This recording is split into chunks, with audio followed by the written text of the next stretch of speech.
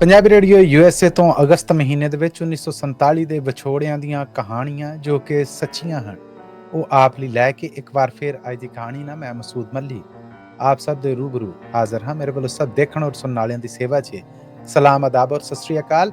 ਅਗਸਤ ਮਹੀਨੇ 'ਚ ਇਹ ਕਹਾਣੀਆਂ ਅਸੀਂ ਤੁਹਾਡੇ ਵਾਸਤੇ ਪੰਜਾਬੀ ਰੇਡੀਓ USA ਦੇ ਰੇਡੀਓ ਨੈਟਵਰਕ ਦੇ ਨਾਲ ਅਸੀਂ ਆਪਣੇ YouTube ਔਰ Facebook ਰਾਹੀਂ ਵੀ ਤੁਹਾਡੇ ਵਾਸਤੇ ਪੇਸ਼ ਕਰ ਰਹੇ ਹਾਂ, ਸੋ ਉੱਥੇ ਜਾ ਕੇ ਤੁਸੀਂ ਦੇਖ ਵੀ ਸਕਦੇ ਹੋ। ਅੱਜ ਦੀ ਕਹਾਣੀ ਹੈ ਗਵਾਚੇ ਸੁਰ।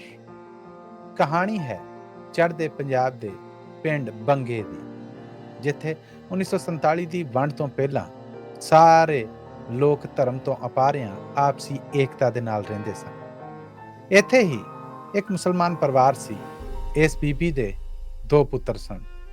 ਘਰ ਵਾਲਾ ਜਗ ਚਲਾਣਾ ਕਰ ਗਿਆ ਸੀ, ਇਹ ਲੋਕਾਂ ਦੇ ਘਰਾਂ 'ਚ ਕੰਮਕਾਰ ਕਰਦੀ ਸੀ। ਵੱਡਾ ਪੁੱਤਰ ਆ ਜਿਹੜਾ, ਉਹ ਲੋਕਾਂ ਦੇ ਖੇਤਾਂ 'ਚ ਸੇਪੀ ਕਰਦਾ ਸੀ, ਤੇ ਨਿੱਕਾ ਜਿਹੜਾ ਉਹ ਕਦੀ ਮਾਂ ਦੇ ਨਾਲ ਤੇ ਕਦੀ ਵੱਡੇ ਭਰਾ ਦੇ ਨਾਲ ਆਉਂਦਾ ਜਾਂਦਾ ਸੀ।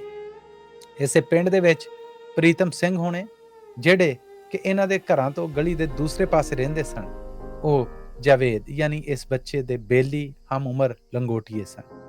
ਜਾਵੇਦ ਸਕੂਲੇ ਨਹੀਂ ਸੀ ਜਾਂਦਾ।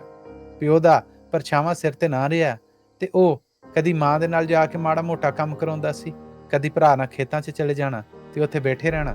ਜੇ ਉਹਨੇ ਕੋਈ ਕੰਮ ਕਹਿ ਦੇਣਾ ਤੇ ਕਰ ਦੇਣਾ। ਬਸ ਇਸ ਤਰ੍ਹਾਂ ਹੀ ਦਿਨ ਗੁਜ਼ਰ ਰਹੇ ਸਨ, ਜਦ ਕਿ ਪ੍ਰੀਤਮ ਸਿੰਘ ਬਕਾਇਦਾ ਤਿਆਰ ਹੋ ਕੇ ਸਕੂਲੇ ਜਾਂਦਾ ਸੀਗਾ। ਉਹਦਾ ਪਿਓ ਚਾਹੁੰਦਾ ਸੀ ਕਿ ਉਹ ਪ੍ਰੀਤਮ ਨੂੰ ਸੁਰ, ਸਾਜ਼ ਔਰ ਸ਼ਬਦ ਨੇ ਜਿਹੜੇ ਇਹਨਾਂ ਦਾ ਕੀਰਤਨ ਸਿਖਾਏ। ਇਸੇ ਪਿੰਡ ਦੇ ਵਿੱਚ ਇੱਕ ਕ੍ਰਿਸਚਨ ਪਰਿਵਾਰ, ਇੱਕ ਮਸੀਹੀ ਪਰਿਵਾਰ ਰਹਿੰਦਾ ਸੀਗਾ, ਜਿਨ੍ਹਾਂ ਦੇ ਵਿੱਚੋਂ ਪਿਤਰਸ ਹੋਣੇ ਸੁਰ ਔਰ ਸਾਜ਼ ਦੇ ਉਸਤਾਦ ਸਨ। ਪ੍ਰੀਤਮ ਸਿੰਘ ਨੂੰ ਉਹਨਾਂ ਕੋਲ ਪਾ ਦਿੱਤਾ ਗਿਆ। ਹੁਣ ਜਾਵੇਦ ਆ ਜਿਹੜਾ, ਉਹ ਆਪਣਾ ਖੇਡ ਦਾ ਵੇਲਾ ਜਿਹੜਾ ਪ੍ਰੀਤਮ ਨਾਲ ਕੱਟਦਾ ਸੀ, ਉਸ ਵੇਲੇ ਪ੍ਰੀਤਮ ਉੱਥੇ ਜਾ ਕੇ ਗਾਇਕੀ ਸਿੱਖਣ ਡਿਆ ਪਿਆ।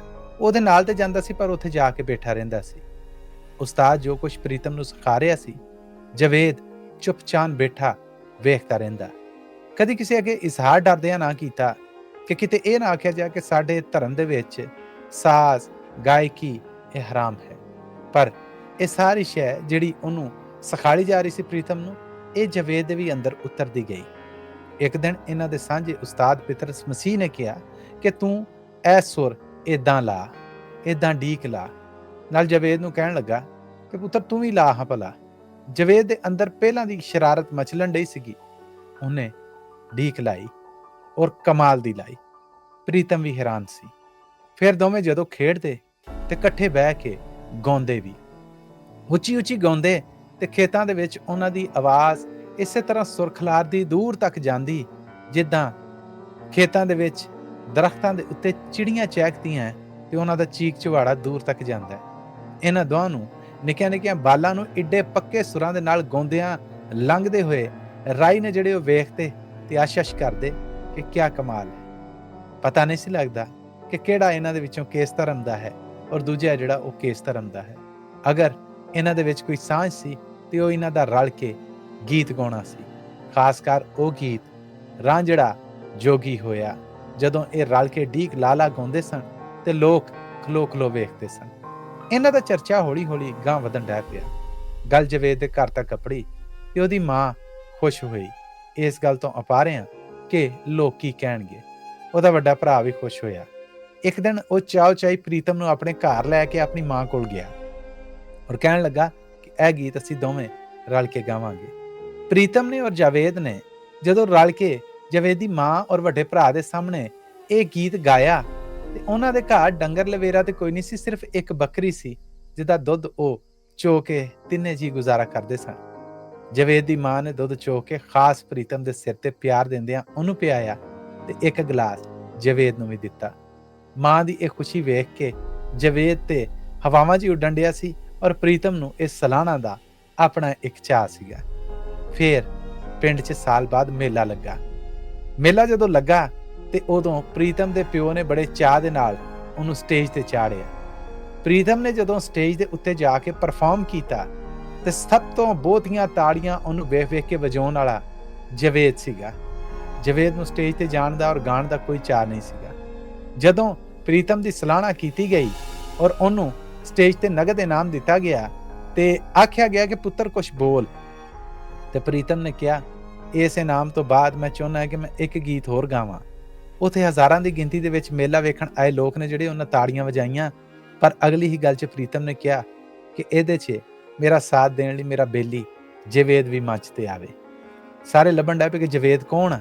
ਜਦੋਂ ਪ੍ਰੀਤਮ ਸਿੰਘ ਨੇ ਜਵੇਦ ਨੂੰ ਇਸ਼ਾਰਾ ਕੀਤਾ ਤੇ ਜਵੇਦ ਵੀ ਸਟੇਜ ਤੇ ਆ ਗਿਆ, ਬੜਾ ਘਬਰਾਇਆ ਹੋਇਆ, ਕੰਬਦੀਆਂ ਲੱਤਾਂ ਵਾਲਾ।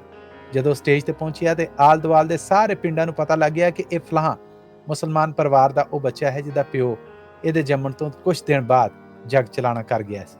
ਗਰੀਬੀ 'ਚ ਵਕਤ ਕੱਟ ਰਹੇ ਹੈ।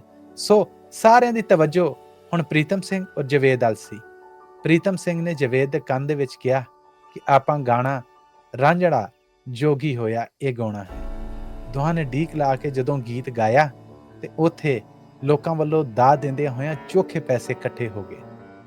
ਚੋਖੇ ਪੈਸੇ ਜਦੋਂ ਇਕੱਠੇ ਹੋਏ ਤੇ ਪ੍ਰੀਤਮ ਸਿੰਘ ਦੇ ਪਿਓ ਨੇ ਇਹ ਆਈਆਂ ਸਾਰੀਆਂ ਵੇਲਾਂ ਜਿਹੜੀਆਂ ਇਹ ਵੱਡੇ ਦਿਲ ਦੇ ਨਾਲ ਜਵੇਦ ਨੂੰ ਇਕੱਠੀਆਂ ਕਰਕੇ ਦਿੱਤੀਆਂ ਕਿ ਐ ਲੈ ਪੁੱਤਰਾ ਘਰ ਲੈ ਜਾ।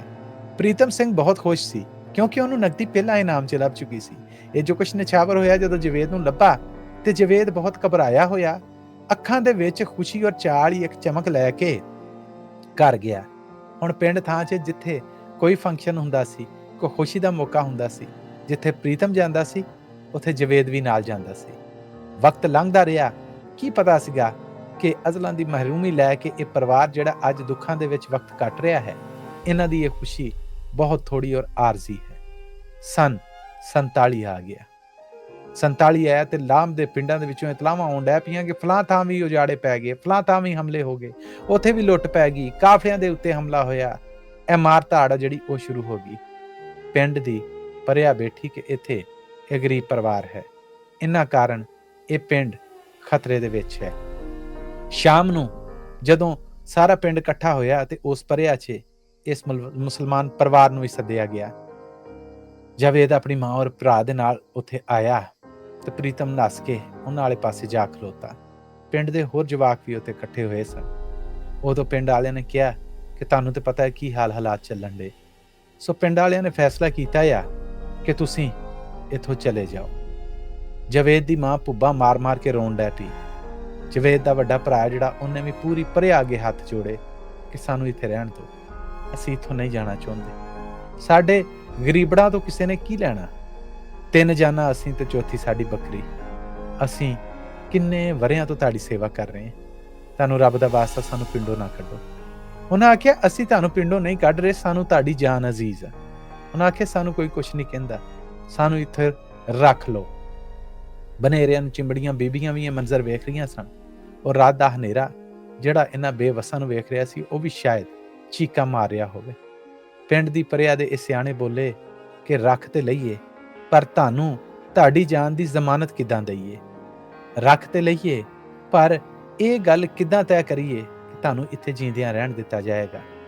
ਰੱਖ ਤੇ ਲਈਏ, ਪਰ ਇਹ ਕਿੱਦਾਂ ਸਾਬਤ ਕਰੀਏ ਕਿ ਤੁਹਾਡੇ ਅੱਲ ਉਹਦੀਆਂ ਬਰਸ਼ੀਆਂ ਨੇ ਜਿਹੜੀਆਂ ਉਹ ਕਿਸੇ ਹੋਰ ਦੀ ਜਾਨ ਨਹੀਂ ਲੈਣਗੀਆਂ? ਇਸ ਕਰਕੇ ਤੁਸੀਂ ਫਿਲਹਾਲ ਇੱਥੋਂ ਚਲੇ ਜਾਓ। ਜਦੋਂ ਇਹ ਗੱਲ ਹੋਈ ਤੇ ਮਜਬੂਰ ਜਵੇਦ ਦੀ ਮਾਂ ਔਰ ਭਰਾ ਰੋ ਰੋ ਕੇ ਹਲਕਾਨ ਹੋਏ ਸਨ, ਮੂੰਹ ਤੇ ਸਿਰ ਨੀਵੇਂ ਸਨ ਕਿ ਉਹ ਉੱਥੋਂ ਤੁਰਨ ਲੱਗੇ। ਪ੍ਰੀਤਮ ਨੇ ਭੱਜ ਕੇ ਜਵੇਦ ਦੇ ਝੱਗੇ ਦੀ ਕੰਨੀ ਫੜ ਲਈ। ਜਵੇਦ ਹੱਕਾ ਬੱਕਾ ਮਾਂ ਨੂੰ ਔਰ ਭਰਾ ਨੂੰ ਰੋਂਦਿਆਂ ਵੇਖ ਰਿਹਾ ਸੀ ਔਰ ਦਰਜਨਾਂ ਦੀ ਗਿਣਤੀ 'ਚ ਬੈਠੇ ਪਰਿਆ ਦੇ ਇਹਨਾਂ ਲੋਕਾਂ ਵੱਲ ਵੀ ਵੇਖ ਰਿਹਾ ਸੀ। ਸਾਡਾ ਗੁਨਾਹ ਕੀ ਸੀ? ਸਾਡਾ ਕਸੂਰ ਕੀ ਸੀ ਜਿਹੜਾ ਸਾਨੂੰ ਪਿੰਡੋਂ ਕੱਢਿਆ ਜਾ ਰਿਹਾ? ਤਿੰਨੇ ਉੱਥੋਂ ਤੁਰੇ ਤੇ ਪਿੰਡ ਵਾਲਿਆਂ ਨੇ ਹਿੰਮਤ ਕਰਕੇ ਉਹਨਾਂ ਨੂੰ ਕੈਂਪ ਤੱਕ ਅਪਣਾਉਣ ਦਾ ਯਤਨ ਕੀਤਾ। ਜਵੇਦ ਗੱਡੇ ਦੇ ਉੱਤੇ ਬੈਠਾ ਆਪਣੀ ਬੱਕਰੀ ਹੈ ਜਿਹੜੀ ਉਹਦੇ ਪਿੱਛੋਂ ਬਾਰ-ਬਾਰ ਪ੍ਰੀਤਮ ਸਿੰਘ ਨੂੰ ਵੇਖ ਰਿਹਾ ਸੀ। ਪ੍ਰੀਤਮ ਸਿੰਘ ਆ ਜਿਹੜਾ ਉਹ ਵੀ ਰੋ ਰਿਹਾ ਸੀ। ਪਿੰਡ ਚੋਂ ਹਰ ਅੱਖ ਨੇ ਗਿੱਲੀ ਹੋ ਕੇ ਇਸ ਪਰਿਵਾਰ ਨੂੰ ਰੁਖਸਤ ਕੀਤਾ ਔਰ ਖੈਰਖਰੀਅਤ ਨਾਲ ਮਹਾਜਰ ਕੈਂਪ ਤੱਕ ਅਪੜਾਇਆ। ਪ੍ਰੀਤਮ ਪੜ੍ਹਦਾ ਰਿਹਾ, ਅੱਗੇ ਵੱਧਦਾ ਰਿਹਾ ਔਰ ਗਾਉਂਦਾ ਰਿਹਾ। ਇਹ ਗਾਇਕੀ ਹੀ ਉਹਦੀ ਜਵੇਦ ਦੇ ਨਾਲ ਸਾਂਝ ਸੀ। ਫਿਰ ਇੱਕ ਦਿਨ ਕੀ ਹੋਇਆ ਕਿ ਉਹਨੂੰ ਖਬਰ ਮਿਲੀ ਕਿ ਜਵੇਦ ਹੁਣੇ ਲਾਹੌਰ ਅਪੜ ਗਏ। ਜਵੇਦ ਹੁਣ ਲਲਾਰੀ ਦਾ ਕੰਮ ਕਰਦਾ ਹੈ ਰੰਗ ਮਹਿਲ 'ਚ। ਉਹਦਾ ਭਰਾ ਹੈ ਜਿਹੜਾ ਉਹ ਕਿਸੇ ਹੋਟਲ 'ਚ ਬਹਿਰਾ ਹੈ। ਉਹਦੀ ਮਾਂ ਹੈ ਜਿਹੜੀ ਲੋਕਾਂ ਦੇ ਘਰਾਂ 'ਚ ਕੰਮ ਕਰਦੀ ਹੈ। ਫਿਰ ਅਚਾਨਕ ਇੱਕ ਦਿਨ ਲਾਹੌਰ ਇੱਕ ਖਬਰ ਗਈ ਖਬਰ ਇਹ ਸੀ ਕਿ ਪਿਤਰਸ ਮਸੀਹ ਜੱਗ ਚਲਾਣਾ ਕਰ ਗਿਆ। ਉਦਣ ਜਾਵੇਦ ਬਹੁਤ ਰੋਇਆ। ਜਾਵੇਦ ਰੋਂਦਾ ਰਿਹਾ ਔਰ ਪ੍ਰੀਤਮ ਨੂੰ ਯਾਦ ਕਰਦਾ ਰਿਹਾ, ਪਰ ਉਹਨੇ ਕਦੀ ਕੋਈ ਚਿੱਠੀ ਲਿਖੀ ਨਹੀਂ ਸੀ। ਕਿਹਨੂੰ ਚਿੱਠੀ ਲਿਖਦਾ? ਉਸ ਪਿੰਡ ਵਾਲਿਆਂ ਨੂੰ ਜਿਨ੍ਹਾਂ ਨੇ ਕਿਹਾ ਸੀਗਾ ਕਿ ਸਾਡੇ ਕੋਲ ਤੁਹਾਡੀ ਜਾਨ ਦੀ ਜ਼ਮਾਨਤ ਨਹੀਂ, ਰਹਿੰਦੇ ਤਾਂ ਤੁਸੀਂ ਆਪਣੇ ਘਰ 'ਚ, ਅਸੀਂ ਤੁਹਾਨੂੰ ਰੱਖਣਾ ਵੀ ਚਾਹੁੰਦੇ ਹਾਂ, ਪਰ ਸਾਡੇ ਕੋਲ ਇਹ ਜ਼ਮਾਨਤ ਨਹੀਂ ਕਿ ਅਸੀਂ ਤੁਹਾਨੂੰ ਬਚਾ ਸਕਾਂਗੇ। ਉੱਥੋਂ ਜਾਵੇਦ ਹੋਣਾ ਦਾ ਪਰਿਵਾਰ ਉੱਜੜ ਕੇ ਤੇ ਆ ਗਿਆ। ਲਾਹੌਰ 'ਚ ਆ ਕੇ ਵੀ ਵਕਤਾਂ ਭਰੇ ਦਿਨ ਵੇਖੇ, ਆਪਣੇ ਘਰ ਨੂੰ ਯਾਦ ਕਰਦੇ ਰਹੇ। ਪ੍ਰੀਤਮ ਦਿਨ ਰਾਤ ਜਾਵੇਦ ਨੂੰ ਯਾਦ ਕਰਦਾ ਸੀ। ਫਿਰ 60 ਦੇ ਵਿੱਚ ਪਾਕਿਸਤਾਨ ਔਰ ਭਾਰਤ ਦਾ ਆਪਸ 'ਚ ਸਿੰਧ ਦਾ ਸਮਝੌਤਾ ਹੋਇਆ, ਪਾਣੀਆਂ ਦਾ ਸਮਝੌਤਾ। ਸੁਣਿਆ ਬਹੁਤ ਸਾਰੇ ਲੋਕ ਪਾਕਿਸਤਾਨ ਤੋਂ ਭਾਰਤ ਜਾਂਦੇ ਸਨ ਔਰ ਭਾਰਤ ਤੋਂ ਬਹੁਤ ਸਾਰੇ ਲੋਕ ਪਾਕਿਸਤਾਨ ਆਉਂਦੇ ਸਨ। ਪਾਕਿਸਤਾਨ ਆਉਣ ਵਾਲਿਆਂ ਦਾ ਤੇ ਪਤਾ ਨਹੀਂ, ਪਰ ਪਾਕਿਸਤਾਨ ਤੋਂ ਜਦੋਂ ਭਾਰਤ ਕੋਈ ਜਾਂਦਾ ਸੀਗਾ ਤੇ ਜਿਨ੍ਹਾਂ ਪ੍ਰੋਗਰਾਮਾਂ 'ਚ ਹੁੰਦਾ ਸੀ ਉੱਥੇ ਗਾਣ ਵਾਸਤੇ ਪ੍ਰੀਤਮ ਸਿੰਘ ਨੂੰ ਵੀ ਬੁਲਾਇਆ ਜਾਂਦਾ ਸੀ। ਇਹ ਪਾਕਿਸਤਾਨ ਤੋਂ ਆਉਣ ਵਾਲੇ ਸਾਰੇ ਪ੍ਰਾਹੁਣਿਆਂ ਨੂੰ ਕਹਿੰਦਾ ਸੀ ਕਿ ਅੱਜ ਮੈਂ ਤੁਹਾਨੂੰ ਉਹ ਗੀਤ ਸੁਣਾਵਾਂਗਾ ਜਿਹੜਾ ਮੈਂ ਔਰ ਜਾਵੇਦ ਰਲ ਕੇ ਗਾਉਂਦੇ ਸਾਂ। ਇਹ ਸਾਂਝਾ ਗੀਤ ਸੀ ਪਾਕਿਸਤਾਨ ਦਾ ਔਰ ਭਾਰਤ ਦਾ, ਰਾਂਝੜਾ ਜੋਗੀ ਹੋਇਆ। ਔਰ ਉਸ ਤੋਂ ਬਾਅਦ ਇਸ ਗੀਤ ਦੇ ਸੁਰ ਲੀਕਾਂ ਦੂਰ ਦੂਰ ਤੱਕ ਜਾਂਦੀਆਂ ਸੀ। ਫਿਰ ਜਾਵੇਦ ਦਾ ਭਰਾ ਜਿਸ ਹੋਟਲ ਤੇ ਕੰਮ ਕਰਦਾ ਸੀਗਾ, ਉੱਥੇ ਇੱਕ ਦਿਨ ਦੂਰਦਰਸ਼ਨ ਲੱਗਾ ਸੀ ਕਿ ਜਦੋਂ ਪ੍ਰੀਤਮ ਬਹੁਤ ਮਸ਼ਹੂਰ ਹੋ ਚੁੱਕਿਆ ਸੀ ਔਰ ਉਹ ਗਾਉਣ ਵਾਸਤੇ ਟੀਵੀ ਦੀ ਸਕਰੀਨ ਤੇ ਆਇਆ। ਜਾਵੇਦ ਦੇ ਭਰਾ ਦਾ ਬੁਰਾ ਹਾਲ ਹੋਇਆ ਚਾਅ ਨਾਲ। ਉਹ ਲੋਕਾਂ ਨੂੰ ਕਮਲਿਆਂ ਤਰ੍ਹਾਂ ਦੱਸੇ ਕਿ ਇਹ ਤੇ ਮੇਰਾ ਭਰਾ ਰਲ ਕੇ ਗਾਉਂਦੇ ਸਨ, ਇਹ ਤੇ ਮੇਰਾ ਭਰਾ ਰਲ ਕੇ ਗਾਉਂਦੇ ਸਨ।